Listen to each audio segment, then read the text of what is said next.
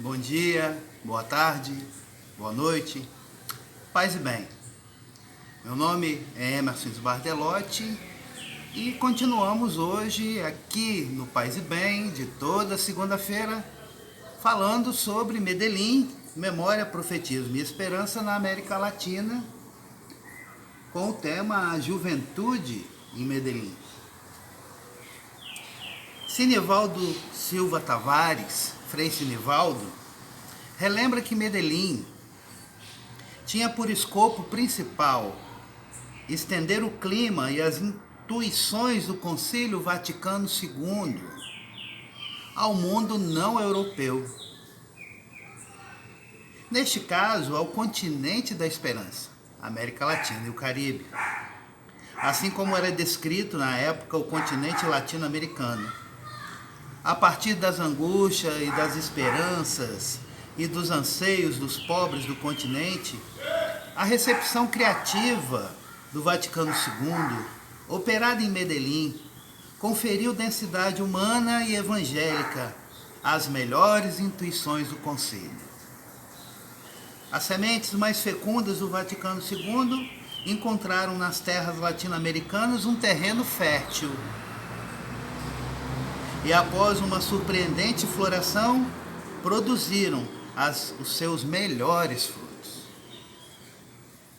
Nosso querido João Batista Libânio vai dizer assim: a Conferência de Medellín, convocada pelo Papa Paulo VI, pretendeu, em um primeiro momento, ser a aplicação do Concílio Vaticano II às igrejas da América Latina. Tal foi o desejo e proposta de Paulo VI, mas na realidade foi muito mais. Já não viviam os anos de otimismo do tempo conciliar. Implantara-se no continente um capitalismo transnacional apoiado pela ideologia desenvolvimentista.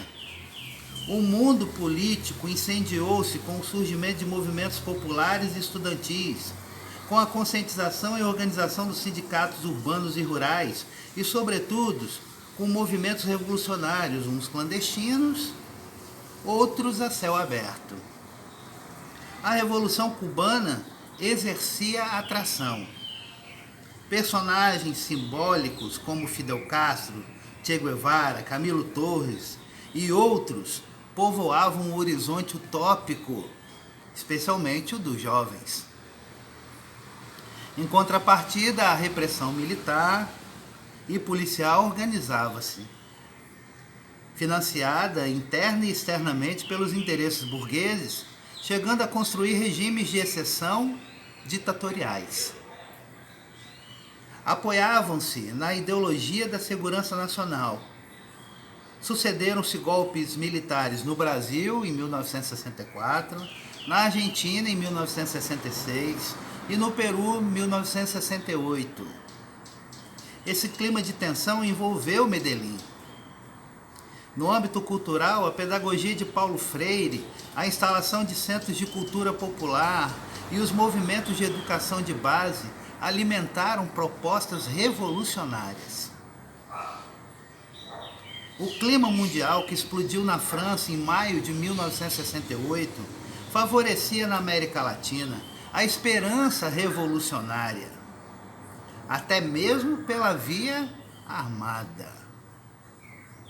Reforçou-se a abertura social de João XXIII e do Concílio Vaticano II, defendendo-se a mística da Igreja dos Pobres. As comunidades eclesiais de base começaram a surgir no Nordeste do Brasil e depois em muitos outros lugares.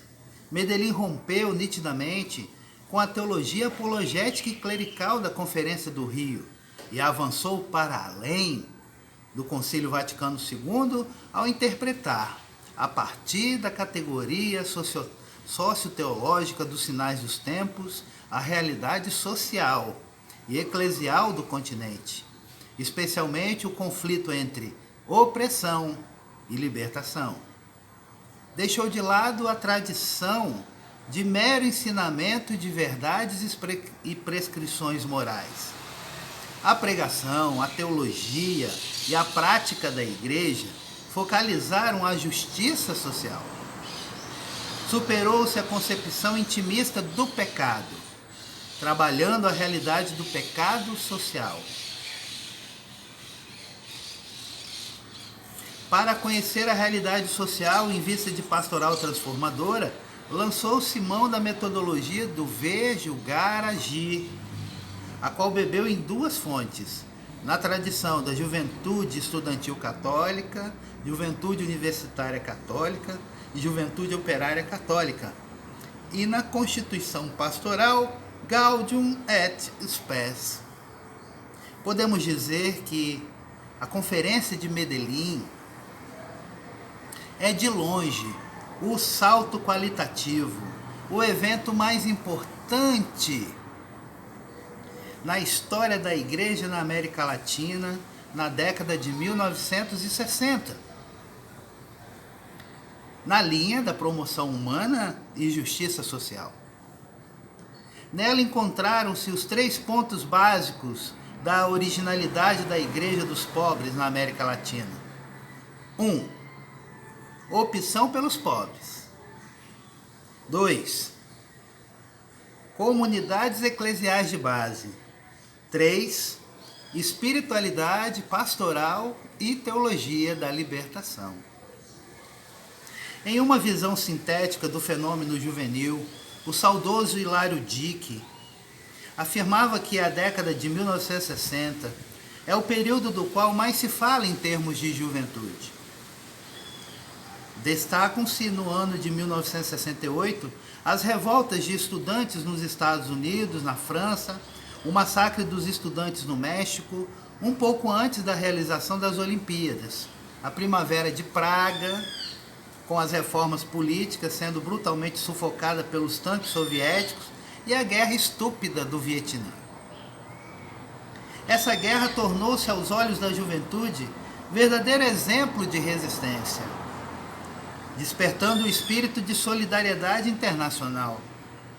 Nela morreram 1,2 milhão de civis e militares. A idade média dos soldados americanos mortos era de 19 anos. Deu-se o assassinato de Martin Luther King nos Estados Unidos. 1968 foi o ano da ousadia, da recusa dos partidos políticos tradicionais, com forte distanciamento da política oficial, recusa do mundo da mercadoria e dos valores burgueses opressivos, e também recusa do marxismo burocratizado praticado na União Soviética. A morte do estudante Edson Luiz, em 28 de março, foi suficiente para que, em meio à repressão, haver grandes marchas de protesto, especialmente no Rio de Janeiro. O CELAM, atento aos sinais dos tempos na América Latina, aumentou sua participação na animação e consolidação de uma proposta de pastoral da juventude para todo o continente, dedicando no documento de Medellín o número 5 à juventude. É a fase do ciclo da vida em que se concentram os maiores problemas e desafios. Porém, é a fase de maior energia, criatividade, generosidade.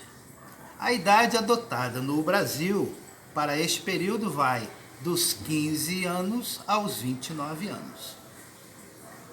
Foi a primeira vez que a igreja produziu um documento oficial sobre essa temática.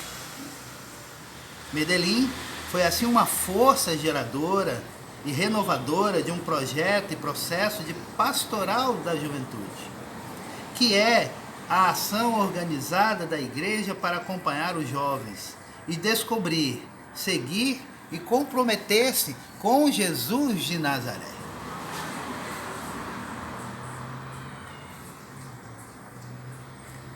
Sua pedagogia prática libertadora, a fim de que, transformados em seres humanos novos, integrando sua fé e sua vida. Se convertam em protagonistas da construção da civilização do amor. É a expressão concreta da missão pastoral da comunidade eclesial de base, no que tange à evangelização da juventude. É uma boa nova para a igreja e uma proposta de transformação para as pessoas e para a sociedade.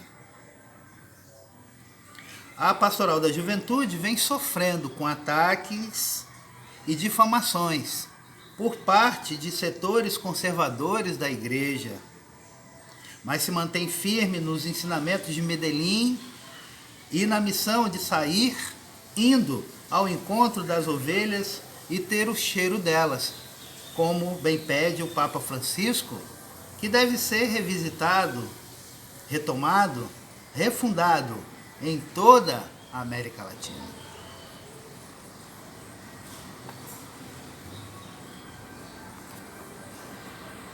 É isso. Por hoje, um grande abraço, um grande beijo. Paz e bem, vida longa e próspera.